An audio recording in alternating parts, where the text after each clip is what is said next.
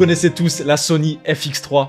Et bah j'ai le plaisir de vous dire qu'elle a une toute nouvelle petite sœur depuis aujourd'hui. Sony vient tout juste de lancer la nouvelle Sony FX2. Vous savez que j'utilise la FX3 depuis pas mal de temps maintenant, c'est une cam que j'adore, donc quand Sony m'a proposé de tester la nouvelle FX2, j'ai sauté sur l'occasion, j'étais très curieux de voir un peu ce qu'elle avait dans le ventre. Petite précision, c'est pas du tout une vidéo qui est sponsorisée par Sony, ils m'ont prêté le boîtier pour que je le prenne un peu en main, pour que je vous dise ce que j'en pense, donc je vais vous dire honnêtement ce que je pense de ce petit boîtier et pour qui il s'adresse. On est sur un boîtier plein format qui est quand même bien moins cher que la FX3, donc je pense que ça va en intéresser plus d'un. Physiquement, on a un boîtier qui ressemble beaucoup à la FX3, avec des petites nouveautés, et notamment, vous l'avez tout de suite vu, ce nouveau viseur qu'on n'a pas l'habitude de voir sur un boîtier de la gamme FX. Donc ça, c'est une des grosses nouveautés qu'il y a sur cette FX2. Et ils ont un petit peu changé les boutons qu'il y a sur l'arrière et sur le dessus de la caméra. On y reviendra juste après. Globalement, ce boîtier, c'est un mélange parfait entre trois caméras. On a un nouveau capteur qui se rapproche beaucoup de celui de l'A7 IV avec ses 33 mégapixels. On a le processing de l'A7 C2. Donc on a l'intégration de la puce IA dans ce boîtier, chose que n'avait pas la FX3. La puce IA qui va beaucoup nous servir, notamment pour l'autofocus. Et on a le corps de la FX3, comme vous avez pu le voir, avec quelques améliorations, notamment ce viseur qui se lève d'ailleurs exactement comme ça. On reparlera de tout ça juste après. D'ailleurs, je vous ai pas montré, ils ont retravaillé un petit peu tous les ports ici. Donc là, on a accès au micro et au casque directement sur le boîtier sans devoir ouvrir un petit compartiment sur la FX3. Donc ça, je trouve ça vraiment cool. Le petit port HDMI, il est juste ici. Et là, on retrouve l'USB-C et le port universel juste ici. Ils l'ont un peu retravaillé par rapport à la FX3 et franchement, je trouve ça pas mal. Forcément, vous vous en doutez, si le boîtier est quand même bien moins cher que la FX3, c'est qu'on va devoir se passer de certaines specs, notamment deux d'entre elles. Déjà, on ne va pouvoir aller que jusqu'à 4K 60, donc pas de 4K 120 sur ce boîtier. Quand j'ai pris connaissance de ça, au début, ça m'a vraiment dérangé. Et quand je prends du recul un peu sur l'utilisation que j'ai de ma FX3 par exemple, je suis très rarement sur la 4K 120. Donc à voir pour vous si c'est vraiment primordial d'avoir la 4K 120. On a quand même le 422 10 bits en 4K 50. Et l'autre chose dont va falloir se passer, qu'on a sur la FX3, c'est le dual ISO jusqu'à 12800. Donc sur ce boîtier, le dual ISO est de 800 et 4000 en S-Log 3. Donc voilà, c'est les deux grosses choses dont il va falloir se passer si vous voulez partir sur la FX2. Malgré ça, ce qui est très cool, c'est qu'ils ont réussi à conserver la même plage dynamique que sur la FX3 avec 15 stops. Donc ça, c'est assez ouf. Bon les gars, je viens de découvrir un truc, c'est que malheureusement, on va avoir quand même un gros crop quand on passe à 4K 50. Regardez, je viens de faire le test. Ici sur ce plan, je suis à 4K 25 et là, je passe à 4K 50 et comme vous pouvez le voir, ça a quand même fortement croppé dans l'image. Moi qui filme beaucoup à 4K 50, c'est quand même frustrant. Donc voilà, je vous le dis parce que c'est quand même à prendre en compte. Il y a pas mal de nouveautés sur cette FX2, à commencer, je vous le disais, par ce nouveau viseur. Donc je sais que ça va quand même faire parler un peu parce que pour beaucoup, la FX3, elle est connue justement parce qu'elle n'a pas de viseur, c'est pour les vidéastes. Là, il faut savoir que ce boîtier, il se positionne un peu différemment. Vu qu'on a 33 millions de pixels, on est plutôt sur un boîtier polyvalent, même si c'est une caméra ciné. Vous allez voir, il est beaucoup plus performant en mode photo que la FX3. Perso, moi, je valide fort ce viseur parce que imaginons, on chute en pleine journée, il y a beaucoup de soleil, beaucoup de lumière, etc. C'est très souvent que sur l'écran, on voit pas forcément si on est très bien exposé. Surtout que vous le savez, sur les boîtiers Sony, on n'a pas encore les waveforms.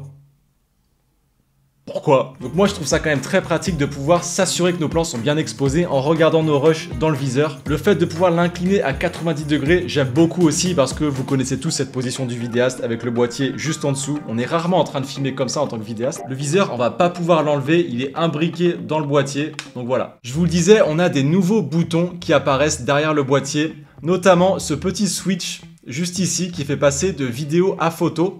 Donc on est encore une fois sur un boîtier polyvalent, on va pouvoir faire des belles photos avec ce boîtier à 33 millions de pixels. Donc c'est pratique de pouvoir passer de l'un à l'autre très facilement. On a ce nouveau bouton Home juste ici qui va nous donner accès à ce nouveau menu. Ça c'est un écran qu'on retrouve uniquement sur les caméras très haut de gamme de chez Sony. Donc la Venice, la Burano, c'est un écran qu'ils appellent le Big 6 et voilà, c'est juste une façon assez simple d'accéder aux 6 principaux réglages du boîtier. Autre nouveauté, on en parlait tout à l'heure, ils ont intégré la fameuse puce IA dans ce boîtier. Donc ça va beaucoup nous aider aider, notamment pour l'autofocus. On va maintenant pouvoir choisir entre différents modes en fonction de ce qu'on veut shooter. On va pouvoir notamment choisir si on veut que l'autofocus détecte les humains, les animaux, les oiseaux, les voitures, les avions, les insectes même. On a un mode auto aussi qui va pouvoir détecter justement l'un de ces différents objets. Pour vous donner un ordre d'idée, sur la FX3, on a uniquement la détection des humains et sur la FX30, on a uniquement les humains et les oiseaux. Donc ça, c'est une belle nouveauté. Un truc que j'aime beaucoup aussi, c'est que, vous le savez, on est souvent amené à shooter en vertical de nos jours. Et bien maintenant, quand on passe d'horizontal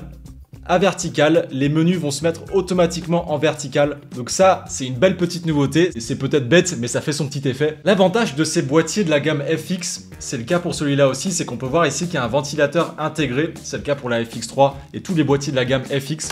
L'avantage de ça, c'est qu'on va pas avoir de galère d'enregistrement continu. Là, je crois qu'on peut aller jusqu'à 13 heures d'enregistrement continu, donc autant vous dire qu'on est large. Mais ça, c'est une grosse différence entre cette gamme-là et la gamme des Sony Alpha. Je sais que moi, mon A7 IV, il surchauffe beaucoup, peut-être un peu trop d'ailleurs. Là, on n'aura aucune galère de surchauffe avec les boîtiers FX.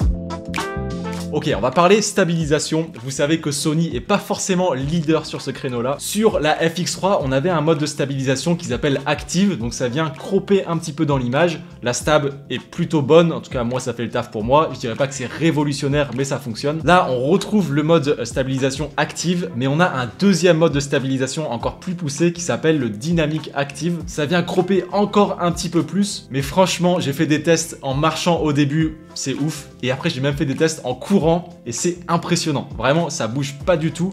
Forcément, il faut accepter que ça va venir cropper un petit peu dans l'image. Mais voilà, si vous êtes prêt à sacrifier ça, on va dire, la stab est franchement impressionnante sur cette FX2.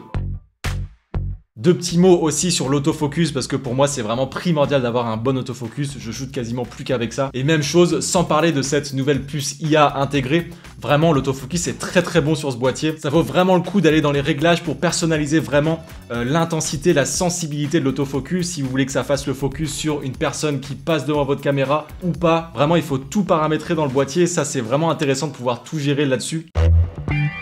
Ok, parlons peu, parlons bien, on passe au prix de ce nouveau boîtier. Le boîtier nu, donc sans la poignée, on est à 3200 € TTC. Il est possible de l'acheter avec la fameuse poignée XLR pour venir brancher vos micros dedans. C'est la même poignée qu'on peut acheter avec la FX3. Donc si vous voulez prendre le boîtier et la poignée, on est à 3700 €. Donc globalement, on est quand même 1500 € moins cher que la FX3.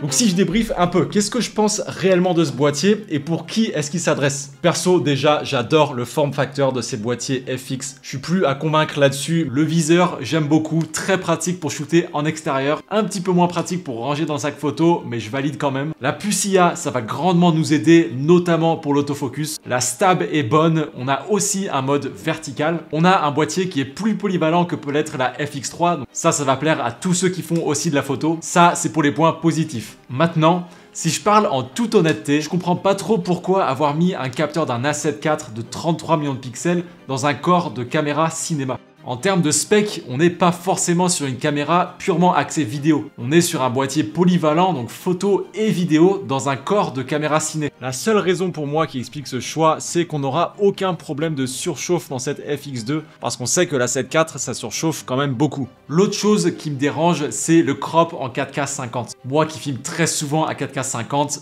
ça fait mal, surtout qu'on n'est pas sur un petit crop. Malgré ça, ça reste une bonne caméra, d'autant plus qu'elle est quand même 1500 € moins chère que la FX3. J'aime pas trop comparer les deux parce que je trouve que tout simplement elles sont pas comparables. Mais sachez que si vous voulez partir sur la FX2 plutôt que la FX3 pour économiser 1500 €, c'est pas rien, faut se le dire. Il y aura 3 sacrifices à faire. Premier sacrifice, c'est sur le Dual ISO qui a 12008 sur la FX3, 4000 sur la FX2, le crop en 4K 50 et le ralenti parce que vous allez pouvoir filmer en 120 fps uniquement en 1080p. Si vous êtes prêt à sacrifier ces 3 choses pour économiser 1500 €, alors la FX2 peut être un très bon choix pour vous. Surtout si comme moi, vous êtes un grand fan du form factor de la gamme FX. De mon côté, j'attends avec grande impatience la FX3 Mark II. Il y a une très grande attente autour de ce boîtier. J'ai très hâte que ça sorte. En tout cas, n'hésitez pas à me dire dans les commentaires ce que vous pensez de cette petite FX2. Merci beaucoup à Sony de m'avoir permis de le tester. Moi, je vous dis à très bientôt pour une prochaine vidéo, les potes. Prenez soin de vous. Ciao, ciao.